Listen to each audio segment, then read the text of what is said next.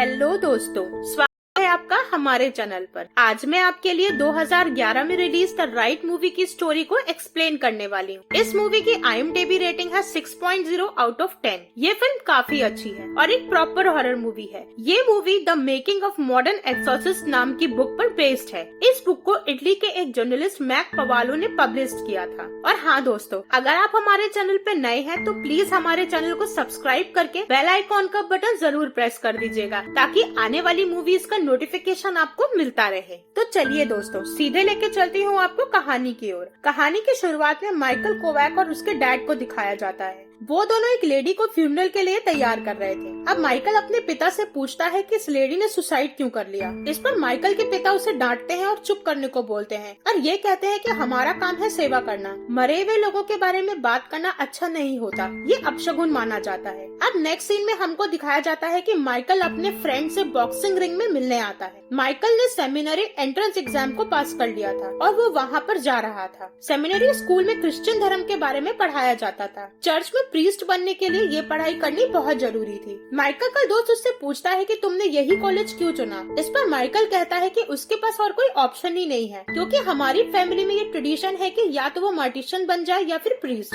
ये कोर्स 4 साल का है, फ्री स्कॉलरशिप है और एंड में मैं बहाना मार दूंगा और चर्च ज्वाइन करने से खुद को बचा लूंगा। अब हम व्यूवर्स को कहानी 4 साल आगे की दिखाई जाती है। माइकल अपना कोर्स कंप्लीट कर लेता है। फादर मैथ्यू माइकल को उसकी ड्यूटी याद दिलाते हैं और माइकल को अलग से बुलाते हैं, क्योंकि उसके मार्क्स और सब्जेक्ट्स के कंपैरिजन में थियोलॉजी में बहुत कम थे। वो माइकल को वीकेंड में मिलने को बोलते हैं। माइकल रात में फादर मैथ्यूज को ईमेल करता है कि वो रिजाइन कर रहा है। माइकल मेल में लिखता है कि मैं प्रीस्ट नहीं बन सकता फादर, क्योंकि मेरा आस्था पर विश्वास नहीं है। मेल पढ़कर फादर मैथ्यू माइकल से मिलने आते हैं, मगर माइकल भाग रहा होता है। अचानक से रोड क्रॉस करते वक्त फादर मैथ्यू का एक्सीडेंट हो जाता है और एक लड़की कार के नीचे आ जाती है टकराकर और बहुत बुरी तरह जख्मी हो जाती है। माइकल दौड़कर उस लेडी के पास आता है, लेकिन वो बहुत बुरी हालत में होती है। वो माइकल को कहती है कि तुम मुझे ब्लेस करो ताकि मरने से पहले मेरे सारे पाप धुल जाएं। उस लेडी का नाम सैंड्रा होता है। माइकल भी एक अच्छे प्रीस्ट की तरह उसको ब्लेस कर देता है। Next day father Matthew Michael को बोलते हैं कि तुम एक अच्छे प्रीस्ट बन सकते हो।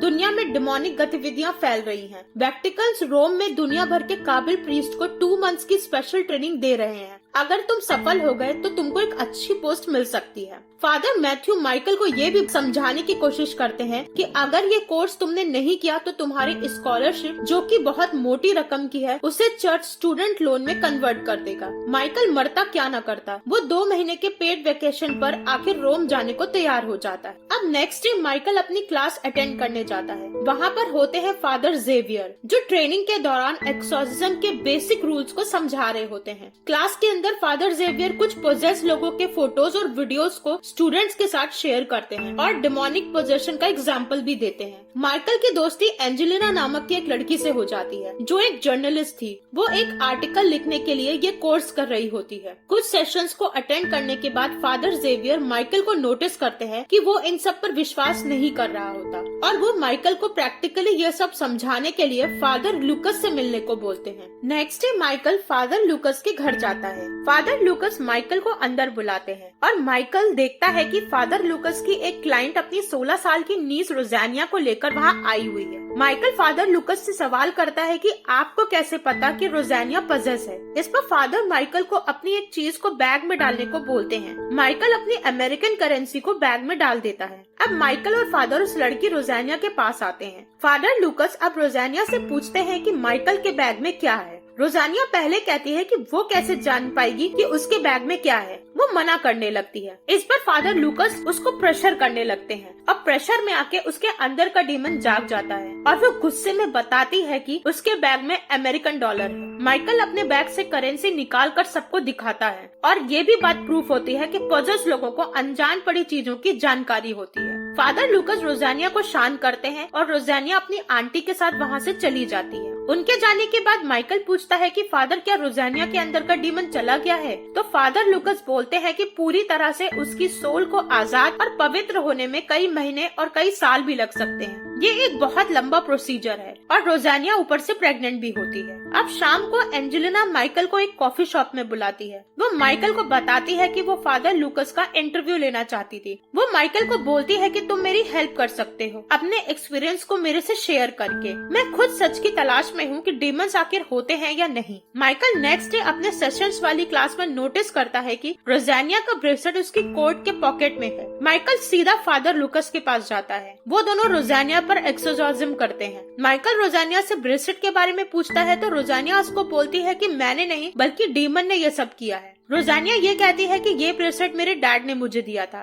रोजानिया के फादर कुछ समय पहले ही घर छोड़कर कहीं चले गए थे और अब तक लौट के नहीं आए थे। रोजानिया अजीब तरह से बिहेव करने लगती है, चीखने चिल्लाने लगती है। इस बार वो माइकल से कहती है कि याद है तुमको वो खुदकुशी करने वाली लड़की, उसने तुमको हेलो बोला है। माइकल ये सुनकर हैरान रह जाता है। इसी बीच वो माइकल के पास आती है और उससे कहती है कि मेरा रेप करो और उसका गला दबाने लगती है और वो 3 काली कीलों को अपने मुंह से उगलती है और उसके बाद बेहोश हो जाती है। नेक्स्ट सीन में माइकल फादर से पूछता है कि क्या रोजानिया ने कभी किसी साइकाइट्रिस्ट को कंसल्ट किया है। इस पर फादर मना कर देते हैं। वो कहते हैं कि वो जब से पोजेस हुई है तब से मैं ही उसका इलाज कर रहा हूँ। माइकल अभी भी अग्री नहीं होता है कि रोजानिया पजस है। वो बार बार फादर को साइंटिफिकली अलग अलग रीजन देकर बहस करने लगता है। फादर माइकल को सावधान होने को बोलते हैं। वो कहते हैं कि तुम डेविल को ना मानो मगर उससे बच नहीं सकते। तुमको अगर डेविल को हराना है तो तुम्हें ईश्वर पे भी आस्था रखनी होगी, भरोसा करना होगा। अब नेक्स्ट डे फादर लूकस माइकल को एक बच्चे से मिलवाने ले जाते हैं। उस बच्चे को भयानक सपने आ रहे होते हैं। उसने अपने सपने में खच्चर को देखा होता है और वो खच्चर उस पे हमला करता है। वो अपने घाव भी फादर और माइकल को दिखाता है। फादर लूकस उस बच्चे के पिलो से एक फ्रॉक निकाल कर लाते हैं और किचन में ले जाकर उसे जला देते हैं। इसी दौरान वो बच्चा माइकल की तरफ देखकर अपनी माँ के कान में कुछ बोलता है, जिसको सुनकर वो लेडी थोड़ा घबरा सी जाती है। अब माइकल और फादर लूकस घर आ जाते हैं। फादर लूकस को कॉल आता है कि रोजानिया ने अपने आप को मारने की कोशिश की है। डॉक्टर्स बताते हैं कि रोजानिया पर कोई भी पिल्स काम नहीं कर रही और वो बहुत ज्यादा अग्रेसिव हो गई है। माइकल उस डेविल से बात करने लगता है। डीमन माइकल से कहता है कि तुम अंधविश्वासी हो और कहता है कि वह रोजानिया को तड़पा तड़पा कर मार देगा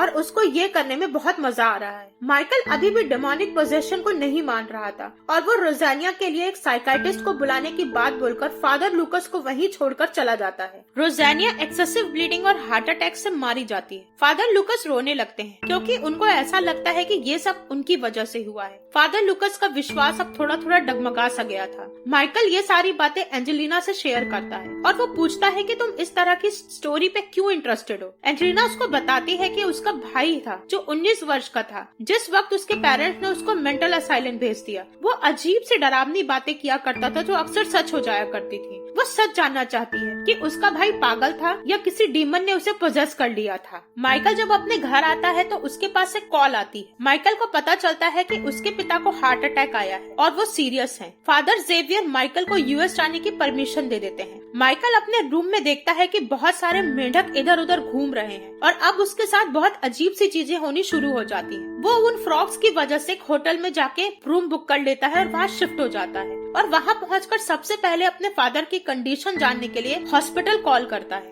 हॉस्पिटल वाले डॉक्टर से लाइन पर बात कराने के लिए फोन को दूसरी लाइन पे देते हैं, लेकिन इतने में माइकल को अपने फादर की आवाज आती है और वो अपने बेटे से कहते हैं कि मैं बहुत परेशान हूँ, मुझे बहुत घबराहट हो रही है, ये मैं कहाँ आ गया। माइकल उनको शांत कराता है। तभी उधर से कुछ डिस्टर्बेंस आती है और फोन डिस्कनेक्ट होकर दोबारा लाइन पे आ जाता है और उधर से डॉक्टर माइकल को बताते हैं कि 6 घंटे पहले तुम्हारे पिता चल बसे। माइकल शॉक्ड हो जाता है कि अरे ये कैसे हो सकता है, अभी तो उसने अपने पिता से बात की थी। अब माइकल को अपनी माँ के द्वारा दिया हुआ पोस्ट कार्ड याद आता है। वो उसे निकाल कर देखता है और रोने लगता है क्योंकि उसकी मॉम इस दुनिया से पहले ही जा चुकी थी और आज उसके पिता चल बसे थे। अब माइकल के साथ अजीब सी घटनाएं होने लगती हैं। उसको अजीब अजीब से दृश्य दिखाई देने लगते हैं। माइकल अब एंजेलिना को कॉल करता है और उसको बुलाता है। वो दोनों उस बच्चे के घर जाते हैं जिसने अपनी माँ के कान में माइकल को देखकर कुछ फुसफुसाया था। वो लेडी बताती है कि मेरे बेटे ने कहा था कि माइकल के पिता जल्दी मरने वाले हैं। वो बच्चा कहता है कि तुम भी उस डीमन के शिकार होने वाले हो, उसने तुमको देख लिया है, अब वो तुम्हें नहीं छोड़ेगा।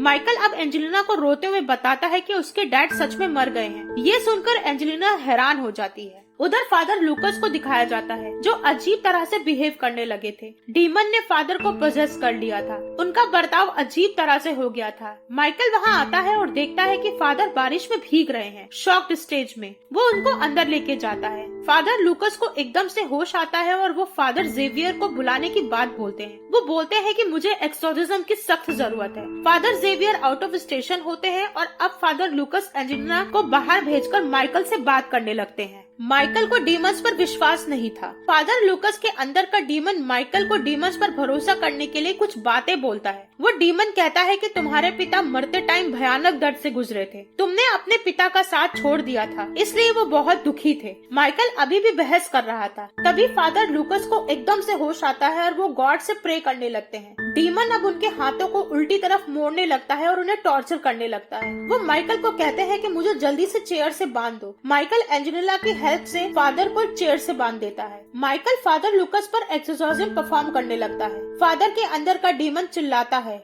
माइकल की प्रेयर का उस पर कोई असर नहीं हो रहा था क्योंकि माइकल गॉड और डीमन दोनों पर बिलीव नहीं करता था। माइकल एंजेलिना से कहता है कि ये क्या हो रहा है, वो इतना स्ट्रांग नहीं है, उसमें इतनी क्षमता और श्रद्धा नहीं है। एंजेलिना उसको समझाती है, कहती है माइकल अपनी माँ का वो पोस्ट कार्ड निकालो जिस पर लिखा था कि गॉड तुम्हारे साथ है। माइकल अब पूरे आत्मविश्वास के साथ एक्सोर्सिज्म करने के लिए वापस आता है। फादर के अंदर का डीमन एंजेलिना पर हमला कर देता है और बाद में माइकल पर भी हमला करता है। अब माइकल किसी तरह डीमन का नाम उससे बुलवा लेता है और चैंटिंग करते हुए उस डीमन को भगा देता है। सब कुछ शांत हो जाता है। नेक्स्ट सीन में हमको फादर लूकस दिखाए जाते हैं जो अब पूरी तरह से ठीक हो गए थे। वो माइकल को थैंक यू बोलते हैं और उसके काम की सराहना करते हैं। अब माइकल को उसके घर में दिखाया जाता है और न्यूज में वो एंजेलिना के article the making of modern exorcism को पढ़ता है। अब वो फाइनली चर्च ज्वाइन कर लेता है ताकि परेशान पजेस लोगों की हेल्प कर सके और इसी हैप्पी एंडिंग के साथ ये मूवी खत्म हो जाती है। तो दोस्तों ये थी कहानी द राइट की।